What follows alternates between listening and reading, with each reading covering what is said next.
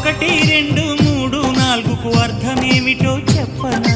చెప్పుకో, త్వరగా చెప్పుకో.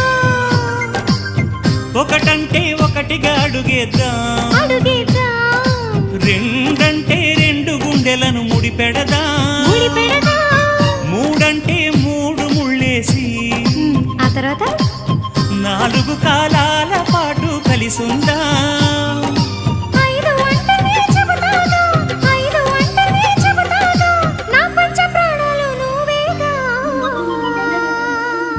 అమ్మావు ఇల్లు ఈగ చదివానాడు, ప్రేమ వలపు మనసు మమత చదివాయినాడు. ఇంకా ఏదో చదవాలంటూ పెదవి కోరుతోంది.